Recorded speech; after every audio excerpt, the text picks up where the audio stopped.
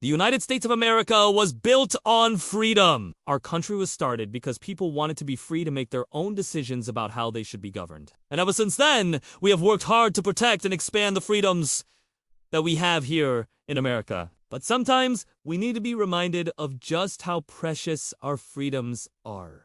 And that is especially true when it comes to the very young, impressionable minds of our children. So, today, I'm going to teach you how to teach a 6-year-old the Bill of Rights. The Bill of Rights is the first 10 amendments to the United States Constitution. It was added to the Constitution to protect the citizens from the federal government. You see, back when the Constitution was first drafted, there was a lot of debate about whether or not to include a Bill of Rights. The group that favored the Constitution, as it was argued that since the Constitution was a general document, it could be altered as the needs of the nation changed. But the opposing group argued that a Bill of Rights was necessary to protect individual liberties against a tyrannical government. Ultimately, the latter group won out, and the Bill of Rights was added to the Constitution. Now, teaching a 6-year-old about the Bill of Rights doesn't have to be complicated. And in this video, I'm going to show you how to do just that. First, you want to start with Amendment 1,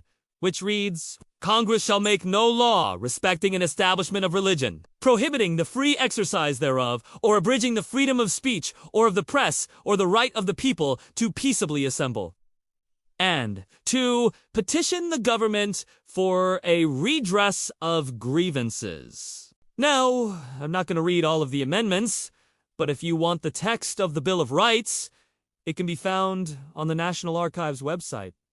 I'll post the link below. Okay, so let's talk about the First Amendment. This amendment protects 5 basic freedoms.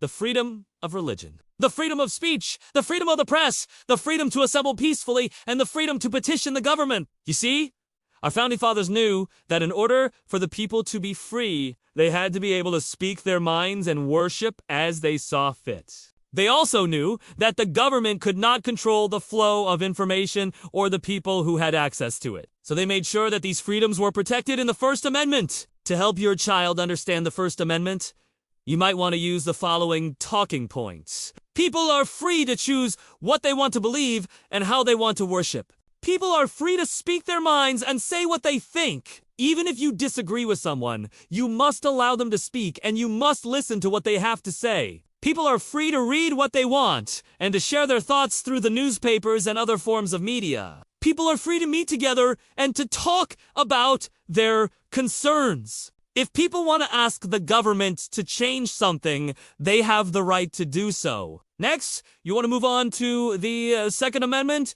which says, a well-regulated militia being necessary to the security of a free state, the right of the people to keep and bear arms shall not be infringed. Now, the Second Amendment protects the right of the people to keep and bear arms. This amendment is often misunderstood, and it's important to help your child understand what it means. To help your child understand the Second Amendment, you might want to use the following talking points. People have the right to own guns and other weapons. This right is not absolute, and there are some restrictions on where and how guns can be owned and used. The government cannot take away the right of the people to own guns. Now, you can use these same talking points to discuss the Second Amendment with your 6-year-old. Of course, you will need to tailor your discussion to your child's level of understanding. But by using simple language and examples, you can help your child understand the importance of the Bill of Rights and the freedoms that it protects. And remember, teaching your child about the Bill of Rights doesn't have to be a chore.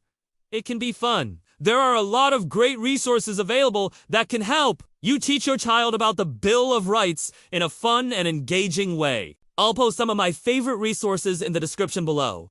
I also want to hear from you. What are some of the ways that you teach your child about the Bill of Rights? Leave a comment below and let me know. Also, if you want more videos like this one, please subscribe. And remember, history matters.